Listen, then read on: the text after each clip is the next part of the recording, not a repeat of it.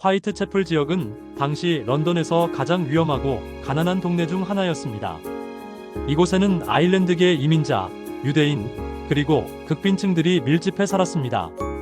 좁은 골목길과 허름한 건물들이 미로처럼 얽혀 있었고 가스 등 불빛조차 제대로 닿지 않는 어두운 구석이 많았습니다. 이러한 환경은 범죄자들에게는 완벽한 은신처를 제공했습니다. 당시 화이트채플에는 수백 명의 매춘부들이 생계를 이어가고 있었습니다. 이들 대부분은 극심한 가난에 시달리는 중년 여성들로 술집이나 거리에서 손님을 찾았습니다. 사회적 보호망이 거의 존재하지 않았던 시대였기 때문에 이들은 매우 취약한 위치에 있었습니다. 경찰의 순찰도 제한적이었고 지역 주민들조차 서로를 믿지 못하는 분위기였습니다. 빅토리아 시대의 의학은 아직 초기 단계였습니다. 법의학은 거의 발달하지 않았고 지문 감식이나 혈액 분석 같은 과학적 수사 기법은 존재하지 않았습니다. 사진술도 아직 보편화되지 않아 범죄 현장을 정확히 기록하기 어려웠습니다. 이러한 기술적 한계는 잭 더 리퍼 사건의 수사를 더욱 어렵게 만들었습니다. 잭 더 리퍼의 공식적인 피해자는 일반적으로 5명으로 인정됩니다. 이들은 캐노니컬 5라고 불리며 모두 화이트채플 지역에서 1888년 8월 31일부터 11월 9일 사이에 살해되었습니다. 각 사건은 독특한 특징을 가지고 있었지만 공통적으로 극도로 잔혹하고 체계적인 방식으로 이루어졌습니다. 첫 번째 피해자는 메리앤 니콜스였습니다. 그녀는 1888년 8월 31일 새벽 3시 40분경 벅스 로우에서 발견되었습니다. 43세의 니콜스는 목이 2번 베이고 복부에 깊은 상처를 입은 채 발견되었습니다. 범인은 그녀를 살해한 후 치마를 올려 몸을 노출시켰는데 이는 의도적인 모독 행위로 해석되었습니다. 두 번째 피해자 애니 채프먼은 9월 8일 헨버리 스트리트 29번지 뒷마당에서 발견되었습니다. 47세의 채프먼은 니콜스보다 더 심한 상처를 입었습니다. 목이 베이고 복부가 완전히 절개되었으며 자궁이 제거되어 있었습니다. 이는 범인이 어느 정도 해부학적 지식을 가지고 있음을 시사했습니다. 세 번째와 네 번째 피해자는 같은 날 밤인 9월 30일에 발견되었습니다. 엘리자베스 스트라이드는 베르너 스트리트에서, 캐서린 에도스는 미터 스퀘어에서 각각 발견되었습니다. 스트라이드는 목만 베인 채 발견되어 범인이 방해를 받았을 가능성이 제기되었습니다. 반면 에도스는 극도로 훼손된 상태였으며 얼굴까지 절단되어 있었습니다. 마지막 피해자 메리 제인 켈리는 11월 9일 밀러스 코트 13번지 방에서 발견되었습니다. 25세로 가장 젊었던 켈리는 가장 잔혹한 방식으로 살해되었습니다. 그녀의 시체는 거의 알아볼 수 없을 정도로 절단되고 훼손되어 있었으며 내장들이 방 안에 흩어져 있었습니다. 이 사건은 잭 더 리퍼의 마지막 공식적인 범행으로 여겨집니다. 모든 피해자들은 공통적으로 목이 베이고 복부가 절개되었습니다. 범인은 매우 날카로운 칼을 사용했으며 상당한 해부학적 지식을 보여주었습니다. 특히 자궁과 같은 특정 장기를 정확히 제거한 점은 의료진이나 도축업자와 같은 전문 지식을 가진 사람의 소행일 가능성을 시사했습니다. 런던 경찰청은 잭 더 리퍼 사건에 전력을 기울였습니다. 프레더릭 에버라인 경감을 필두로 한 수사팀이 구성되었고 수백 명의 용의자가 조사되었습니다. 하지만 당시의 기술적 한계와 사회적 여건은 수사에 큰 걸림돌이 되었습니다. 가장 큰 문제는 과학적 수사 기법의 부재였습니다. 지문 감식은 1901년에야 도입되었고 혈액형 분석은 1900년대 초에나 가능해졌습니다. DNA 분석은 물론 존재하지도 않았습니다. 따라서 수사관들은 목격자 증언과 상황 증거에만 의존해야 했습니다. 목격자들의 증언도 일관성이 부족했습니다. 여러 사람이 피해자들과 함께 있었던 남성을 봤다고 주장했지만 그들이 묘사한 인상착의는 제각각이었습니다. 어떤 이는 젊은 남성을 봤다고 했고 다른 이는 중년 남성이었다고 했습니다. 복장도 노동자 차림부터 신사복까지 다양했습니다. 당시 화이트채플 지역의 치안 상황도 수사에 악영향을 미쳤습니다. 주민들은 경찰을 불신했고 증언을 꺼려했습니다. 특히 매춘부들은 경찰에 협조하는 것을 위험하게 여겼습니다. 또한 이 지역은 밤이 되면 수많은 사람들이 오가는 곳이었기 때문에 특정 인물을 추적하기가 매우 어려웠습니다. 언론의 과도한 관심도 문제였습니다. 신문들은 경쟁적으로 특종을 보도하려 했고 때로는 확인되지 않은 정보나 추측을 사실인 양 보도했습니다. 이로 인해 허위 제보가 쏟아졌고 수사팀은 진짜 단서와 가짜 정보를 구분하는 데 많은 시간을 낭비해야 했습니다. 경찰 내부의 갈등도 수사에 지장을 주었습니다. 런던 경찰청과 시티 경찰 사이에 관할권 다툼이 있었고 각기 다른 수사 방침을 고수했습니다.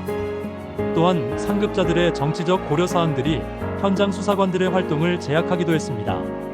그럼에도 불구하고 경찰은 나름대로 체계적인 수사를 진행했습니다. 사건 현장을 꼼꼼히 조사했고 부검을 통해 범행 방식을 분석했습니다. 또한 지역 주민들을 대상으로 광범위한 조사를 실시했으며 용의자들의 알리바이를 확인하는 작업도 진행했습니다. 이러한 노력들은 비록 범인 검거에는 실패했지만 후에 현대적 수사 기법 발전의 기초가 되었습니다. 잭 더 리퍼 사건에서 특별한 요소 중 하나는 범인이 보낸 것으로 추정되는 편지들이었습니다. 수사 기간 동안 경찰과 언론사에는 수백 통의 편지가 도착했는데 이 중 몇 통은 실제 범인이 보낸 것으로 여겨집니다. 가장 유명한 것은 1888년 9월 27일 중앙통신사에 도착한 편지였습니다. 이 편지에서 처음으로 잭 더 리퍼라는 이름이 사용되었습니다.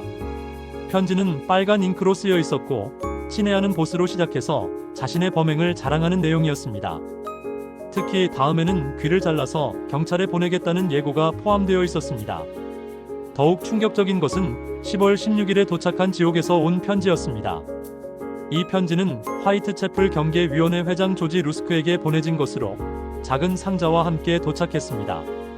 상자 안에는 사람의 신장 일부로 추정되는 장기가 들어있었습니다. 편지에는 나머지 절반은 구워서 먹었다는 섬뜩한 내용이 적혀 있었습니다. 하지만 이 편지들의 진위는 여전히 논란입니다. 많은 전문가들은 대부분의 편지가 언론의 관심을 끌기 위한 모방범이나 장난꾼들의 소행이라고 봅니다. 실제로 당시에는 잭 더 리퍼 사건에 편승하려는 가짜 편지들이 대량으로 쏟아졌습니다. 하지만 일부 편지들은 범행 현장에서만 알 수 있는 세부 사항을 포함하고 있어 실제 범인의 소행일 가능성도 있습니다. 언론의 역할은 이 사건에서 매우 중요했습니다. 신문들은 잭 더 리퍼 사건을 대서특필했고 이는 대중의 공포를 증폭시켰습니다. 특히 일러스트레이티드 폴리스 뉴스와 같은 대중지들은 자극적인 사파와 함께 사건을 보도했습니다. 이러한 보도는 사건을 더욱 유명하게 만들었지만 동시에 공포와 혼란을 조장하기도 했습니다. 언론은 또한 수사에 직접적으로 개입하기도 했습니다. 기자들이 독자적으로 수사를 진행하거나 경찰의 수사 방향에 영향을 미치려 했습니다. 때로는 언론이 제시한 이론이나 용의자가 공식 수사에 반영되기도 했습니다. 이는 현대적 관점에서 보면 수사의 독립성을 해치는 것이지만 당시에는 언론과 경찰 간의 경계가 지금보다 모호했습니다. 130여 년간 수많은 연구자들과 수사관들이 잭 더 리퍼의 정체를 밝히려 노력했습니다. 그 과정에서 수백 명의 용의자가 제기되었으며 각각 나름의 근거를 가지고 있었습니다. 가장 주목받은 용의자들을 살펴보면 다음과 같습니다. 몬테그 존 드루이트는 초기부터 거론된 주요 용의자 중 한 명이었습니다.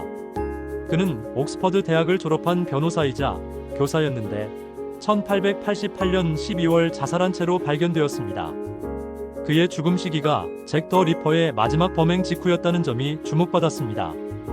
또한 그의 가족들이 그를 정신적으로 불안정하다고 여겼다는 증언도 있었습니다. 하지만 그가 범인이라는 결정적 증거는 없었습니다. 아론 코스민스키는 폴란드계 유대인 이민자로 당시 화이트채플에 거주했습니다. 그는 정신질환을 앓고 있었으며 여성에 대한 적대감을 드러냈다고 알려져 있습니다. 당시 수사를 담당했던 로버트 앤더슨 경찰청장은 후에 회고록에서 범인이 유대인이었다고 언급했는데 많은 연구자들이 이를 코스민스키를 가리키는 것으로 해석했습니다. 최근 DNA 분석 결과 그가 범인일 가능성이 제기되기도 했지만 여전히 논란이 있습니다. 마이클 오스트로그는 러시아 출신의 사기꾼이자 절도범이었습니다. 그는 다양한 가명을 사용했으며 의료 지식을 가지고 있다고 주장했습니다. 당시 경찰이 작성한 용의자 목록에도 포함되어 있었습니다. 하지만 그의 행적을 추적한 결과 일부 살인 사건 당시 감옥에 있었던 것으로 밝혀져 용의선상에서 제외되었습니다. 조지 체프먼, 본명 세베린 클로소프스키는 폴란드 출신의 이발사였습니다. 그는 후에 독살로 3명의 부인을 살해한 혐의로 사형에 처해졌습니다. 잭 더 리퍼 사건 당시 런던에 거주했으며 해부학적 지식을 가지고 있었습니다. 당시 수사를 담당했던 프레더릭 에버라인 경감도 그를 의심했지만 살인 방식의 차이 때문에 회의적인 시각도 있었습니다. 왕실 음모론도 오랫동안 제기되어 왔습니다. 빅토리아 여왕의 손자인 엘버트 빅터 공작이 관련되었다는 주장이나 왕실의 스캔들을 은폐하기 위한 음모라는 이론 등이 그것입니다. 하지만 이러한 음모론들은 대부분 구체적인 증거가 부족하며 학계에서는 인정받지 못하고 있습니다. 의료진 관련 이론도 지속적으로 제기되었습니다. 범행의 정교함과 해부학적 지식을 고려할 때 의사나 의대생이 범인일 가능성이 높다는 것입니다. 토마스 닐 크림 같은 실제 의사 출신 살인범들이 용의자로 거론되기도 했습니다. 하지만 대부분의 의료진들은 알리바이가 확실했거나 다른 결정적 증거가 부족했습니다. 20세기 후반부터 현대적 범죄 분석 기법들이 잭 더 리퍼 사건에 적용되기 시작했습니다. FBI의 행동 분석부를 비롯한 여러 전문 기관들이 사건을 재분석했으며 심리학적 프로파일링을 통해 범인의 특성을 추론하려 했습니다. 현대 프로파일러들은 잭 더 리퍼를 조직적 범죄자로 분류합니다. 그의 범행은 계획적이고 체계적이었으며 범행 도구를 미리 준비했고 시체를 특정한 방식으로 배치했습니다. 또한 범행 현장에서 물적 증거를 거의 남기지 않았다는 점도 조직적 범죄자의 특징입니다. 심리학적 분석에 따르면 잭 더 리퍼는 반사회적 성격장애와 성적 사디즘을 가진 것으로 추정됩니다. 그의 범행은 단순한 살인이 아니라 성적 환상의 실현이었을 가능성이 높습니다. 시체를 훼손하고 특정 장기를 제거한 행위는 지배욕과 통제욕의 표현으로 해석됩니다. 지리적 프로파일링 분석에서는 범인이 화이트채플 지역에 익숙한 사람이었을 것으로 추정합니다. 모든 범행 현장이 반경 1마일 이내에 집중되어 있고 복잡한 골목길을 잘 알고 있었던 것으로 보입니다. 또한 범행 후 신속하게 현장을 벗어난 것으로 보아 근처에 거주하거나 그 지역에서 일했을 가능성이 높습니다. 범행 시간 분석에서는 모든 살인이 주말이나 공휴일 새벽에 이루어졌다는 점이 주목됩니다. 이는 범인이 평일에는 정규적인 일을 했을 가능성을 시사합니다. 또한 범행 간격이 점차 짧아지는 패턴을 보이는데 이는 범인의 충동이 강해지고 있었음을 의미합니다. 법의학적 재분석에서는 범인의 해부학적 지식 수준에 대한 새로운 해석이 제시되었습니다. 초기에는 의사 수준의 전문 지식이 필요하다고 여겨졌지만 현대 법의학자들은 도축업자나 간호사 정도의 기초적인 해부학 지식만으로도 충분했을 것으로 봅니다. 이는 용의자의 범위를 크게 확장시키는 결과를 낳았습니다. 21세기에 들어서면서 DNA 분석 기술이 잭 더 리퍼 사건에도 적용되기 시작했습니다. 비록 130년이 넘은 증거물들이지만 일부 유물에서 DNA를 추출하여 분석하려는 시도들이 이루어졌습니다. 2014년 러셀 에드워즈라는 연구자가 캐서린 에도스의 숄에서 추출한 DNA를 분석한 결과 아론 코스민스키와 일치한다고 주장했습니다.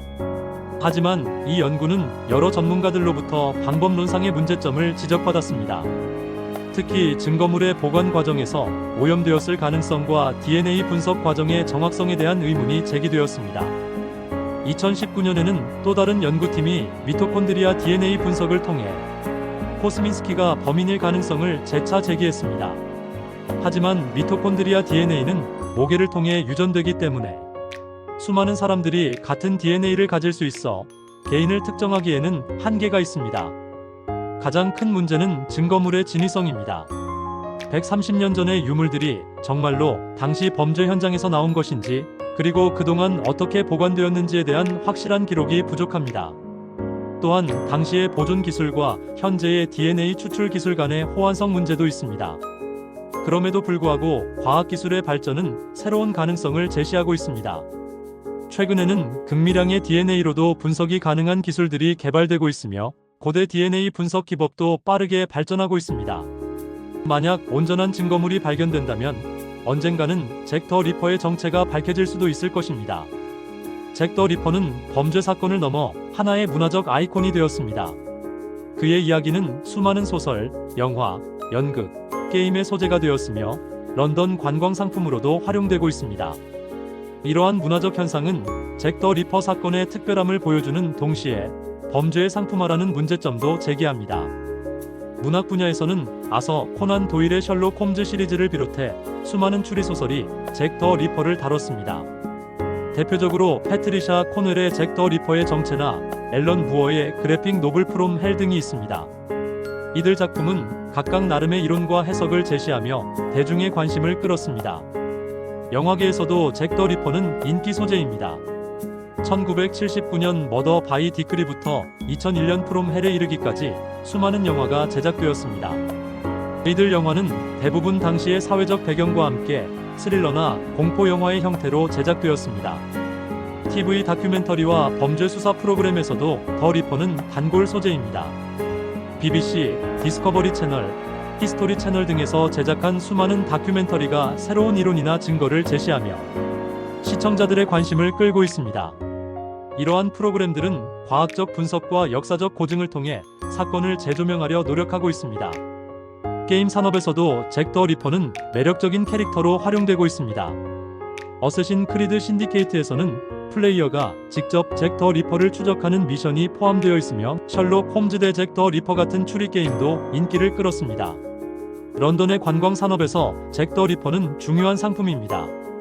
화이트채플 지역의 잭 더 리퍼 워킹 투어는 연중 관광객들로 붐빕니다. 이러한 투어는 실제 범죄 현장을 방문하며 당시의 이야기를 들려주는데 런던 관광의 대표적인 코스 중 하나가 되었습니다. 또한 잭 더 리퍼 박물관이나 관련 펍들도 관광 명소로 각광받고 있습니다. 하지만 이러한 상업적 활용에 대해서는 비판적 시각도 있습니다. 실제 피해자들과 그 가족들의 고통을 오락거리로 만드는 것이 적절한지에 대한 윤리적 논란이 지속되고 있습니다. 또한 잭 더 리퍼를 낭만화하거나 영웅시하는 경향에 대한 우려도 제기됩니다. 잭 더 리퍼 사건을 여성사와 사회사의 관점에서 보면 또 다른 의미를 발견할 수 있습니다. 이 사건은 빅토리아 시대의 여성들, 특히 하층 계급 여성들의 처참한 현실을 드러내는 거울이었습니다. 당시 화이트채플의 매춘부들은 사회의 가장 취약한 계층이었습니다. 이들 대부분은 극빈층 출신으로 경제적 선택권이 거의 없었습니다. 산업혁명의 그늘에서 일자리를 잃거나 남편의 죽음이나 가정폭력으로 인해 거리로 내몰린 여성들이 많았습니다. 사회적 안전망이 전무했던 시대의 매춘은 때로는 생존을 위한 유일한 수단이었습니다. 잭 더 리퍼의 피해자들도 이러한 배경을 가지고 있었습니다. 메리앤 니콜스는 여러 번 결혼했지만 모두 실패했고 알코올 중독에 시달렸습니다.